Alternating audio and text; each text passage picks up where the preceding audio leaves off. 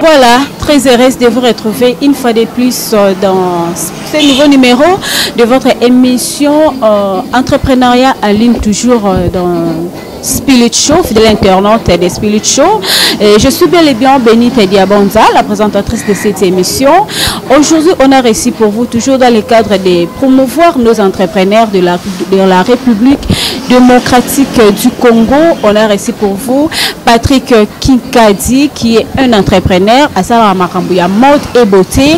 Avec lui, on va parler plus de sa spécialité comme d'habitude, et il va nous expliquer de quoi il s'agit. Yako Salara toujours Marambuya Kitoko pour ce qui concerne mode, esthétique et beauté. Voilà, je suis joué avec lui. Quand vous avez remarqué, moi arrangement et celle qui est un peu très joli devant vous. Voilà, et sans plus tarder, on va parler un peu avec lui. À stopper nos manqués, et puis on va continuer notre scène. Voilà, Patrick.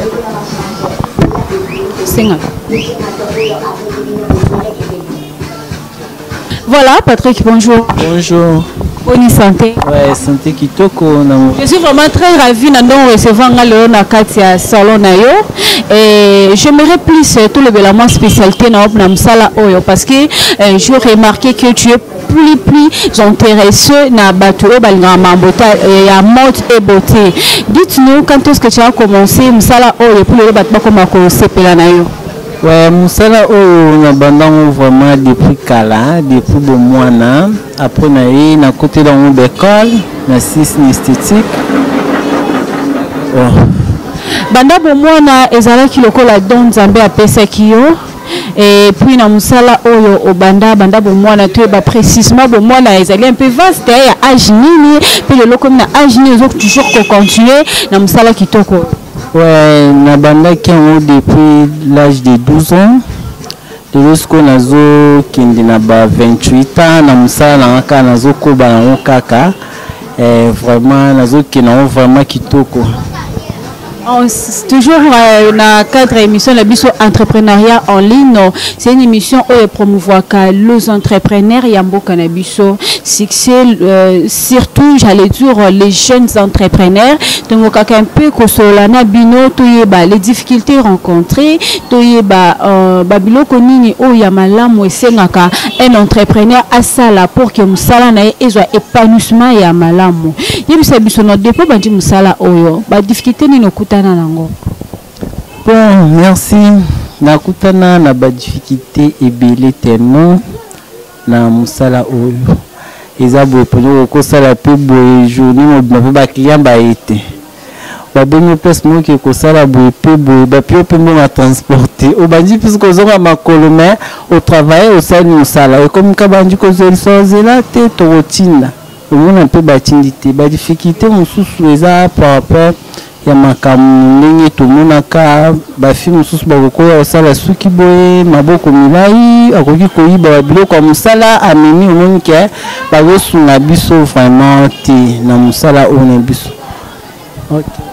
Tu es bien au travail, oh banda qui ont local à domicile, et que tu passes na banda qui a client na yo au sali bango et puis aux moi quelque chose et na le londingo au sali salon et lit tout monde l'autre et sali appréciable na miso ya bateau ba sepela kana msalo salaka.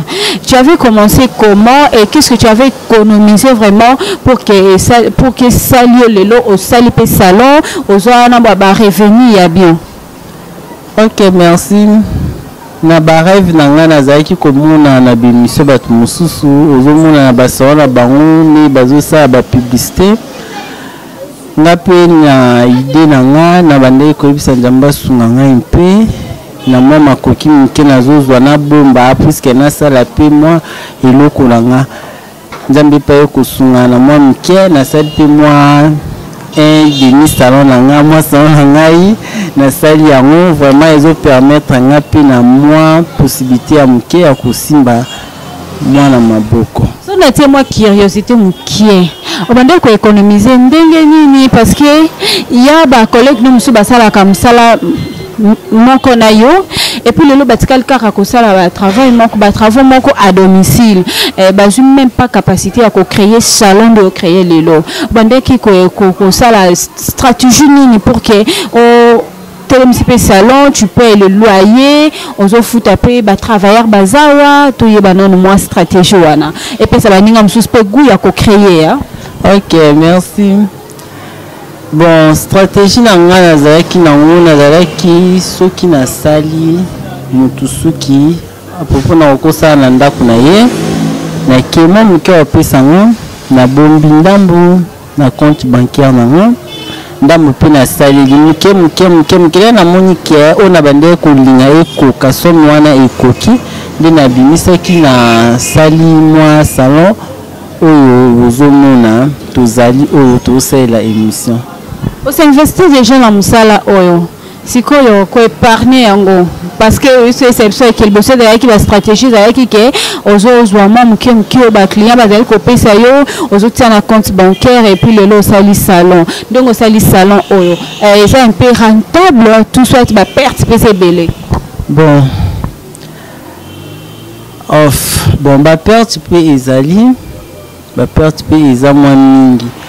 Puisque koko za pe boye na journée pe boye ba client ba koko yate ou même pe na semaine pe boye ba client ba koko yate mais tellement naza moi na ba idée ya robomba mwa ndambo nde e permettre kena bimisi na futinda kwa batu puisque nazalaka na place wana. Spécialité dans le salon parce que au salon ka make-up au salon ka coiffure hommes et dames na nyonso wana musani vraiment ezake parce qu'il y a des travaux mususu batu bazo sala moni na sala na nyonso mais na vendre la mingi na vendre ça maïle comme disent des quinoa na oyo yo ma spécialité na on a domaine wana ezani.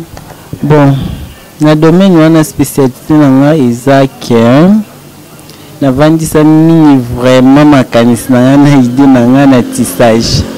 Na vanisa mini penya makanisi na idée na tissage côté tissage vraiment à naza vraiment fin naza vraiment tellement fin. Alors, le archive est très important, fidèle internaute de Spirit Show. Et d'autre part, le lobby, les écrits restent, les œuvres et les paroles. Et toujours. On va découvrir Patrick Kinkadi en action et on va continuer avec lui juste après. C'est parti. Voilà, je vous ai promis que vous allez découvrir Patrick Kinkadi en action. Et sinon, Patrick, ça la tissage composé périque ou comment? Pour ma peine, moi, flou, maman. On a vu ça là, ils ont tissage té, nous avons posé perruque, ils ont tissage té. C'est quoi composé perruque yango? Difficulté dans mon pays à la cas, ou soit vous avez déjà doyen dans le salon. Non, on a perruque, tout le tissage, difficulté, ils ont rappelé moins mingi. Et la rappelé moins mingi, comme si on a posé, on a posé boye, na bossa moi et l'autre moko. Non, on bossa na kocha col, tout na col na siran oté, na kokipe kotonate, au moni difficulté et cause à l'impi wana. Il y a une question on a posé qui oté, na musala vraiment na pesa oguna yango. Quand on bota madon nzambe depuis 12 ans, ou soit aux rapé au imitaka, ou soit mutu moko pesa ogu ya musala opo okobala ngo toujours. Pona kobanga nzambe musala oyo ezana mutu apesanga guna ngona sentiment nango ezana mutu apesanga guna ngona sentiment nango ona zaka so na muni azosala ngo ngamoko pe na vanga tinga pe ifona na bana kosala vraiment ndeti yepe azosala. En tant qu'entrepreneur, ndingo salaka opposé perruque au tissé, au sali coiffure homme, nini étape ça n'a pris nango taxaka ou permettra que soit mutape sur net tantine boape sur moi quelque chose ou économiser mususu na compte bancaire na yo mususu pe au salaire ba besoin personnel. OK. Perruque eza na prix nango, tissage eza na prix nango, coiffure homme eza pe na prix nango.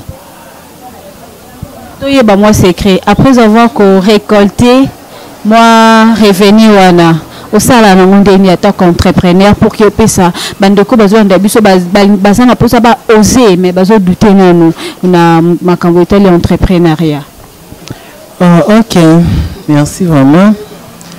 Na ba biloko na ngandi na salaka na ba pu na ngandi na pesa ka bon na yebto so ngiko ba montana nga o ba pesa ka nga o eza nécessaire pesa so comme ba stratégie.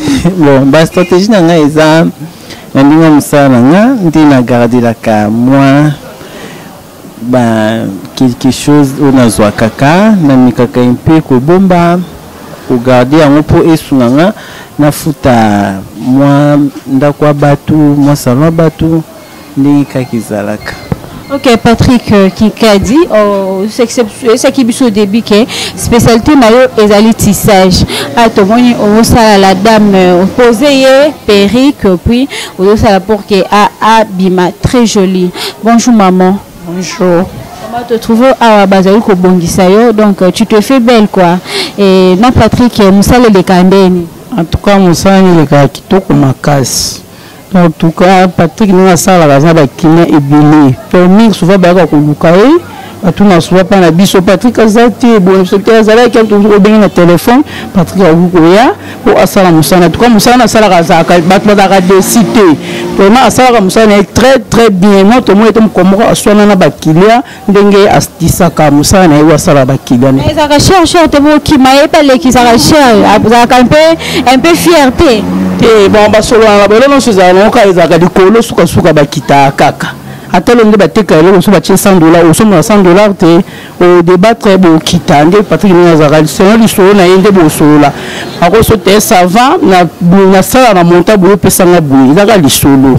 Maman, quand tu me poses à jeune tontine, tu es dit que c'est lancé une affaire moko quelconque. Si vous conseillez que vous avez des gens de partout le monde entier, au bazar déjà qui est un artiste, on basa la caméra, basa toujours na badoute et simba te, basa investir une activité mobo. Conseil nous peut savoir de quoi basa na bolembu, j'allais dire na bandaku à quand bien même que basa na ba potentialité on a créer moi une activité. Bon. Eza na sens mutu de eloko no sezala ka volonté mususu bezala ka don mususu ko zala ko na posa na kota musalo na sala peut-être ko luka na mutu asala ngo pala kisaye peut-être le sa nié pe ayeba musala wana po musala za tata na mama po mingo balembi te bazaka toujours na kolenda musala la ka bonguti oyeba kaka ko bakaka. OK, merci beaucoup. Sinon, Patrick, pour la marambetali gérance en tant qu'entrepreneur, yo za jeune entrepreneur, on s'est lancé une activité moko boye o isalara ke batuba sepelana yango et puis on contribuer quelque chose na mboka na biso. Pour la marambetali gérance, d'après yo, on conseille na la jeune entrepreneur lokola yo ba gérer ba faire na bango ndenge nini.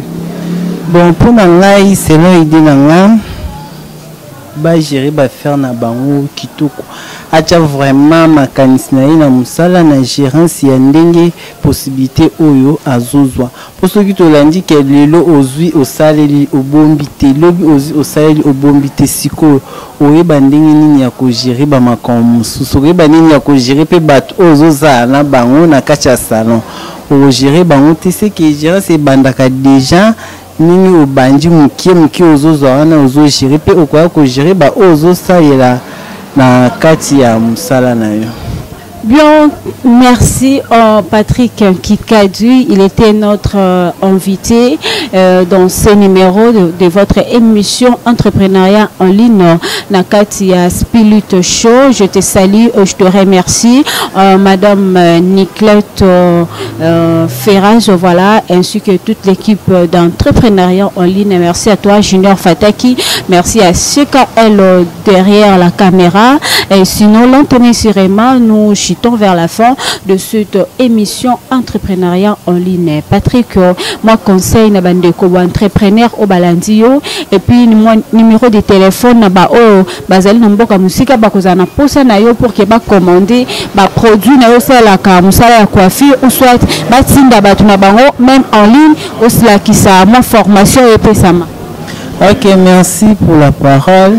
Na lingi na lobaka kam na bato o nyonso to sa na bon musala oyo na bato nyonso tosala bango mosala oyo na ingi apesa bango kaka bazala makasi bazala fort basala mosala oyo selon ndenge ezotambola mpona mosala oyo bato mosusu bazala miyi boye vraiment boye atise boye banino mpe koyiba na oyo plante abayibi mpe plante ake nango mais eza bien te na baoyo basalelaka yango na mosala soki otie sérieux ekomemela bolamu ekomemela bonheur na mosala oyo. Ok, mon numéro c'est plus 243 90 31 20 492. Et puis la formation en ligne, on va apprécier Moussala Bossa en ligne. On a même numéro, soit aux na page, moi déjà Facebook, WhatsApp, beaucoup que zoyo. Non, numéro n'angawana ya on a celle sur WhatsApp. Ya on est sur WhatsApp. Kaka numéro wana appel WhatsApp mambutu eza numéro na za page mususte à part ça WhatsApp.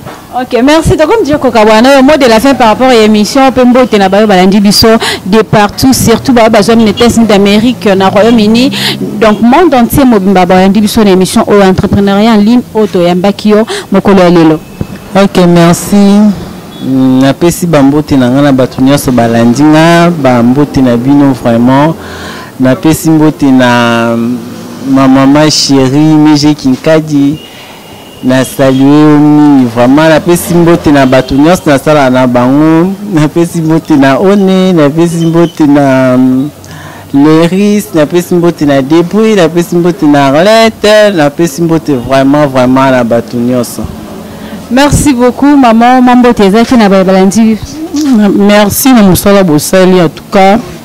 Na feste bino en tout cas na sepel makas ezala pe mbali boso te mbala pe ya suka te merci na sepeli ya mingi bambote eza te pesa nombote ya bato te mbote ya bato bakumba ngena yebi te bato balandi na pesi mbote na Debris Mambandi na pesi mbote na Arlette na pesi mbote na Papa Gola na pesi mbote na One na pesi mbote na Patrick tukana suki wana.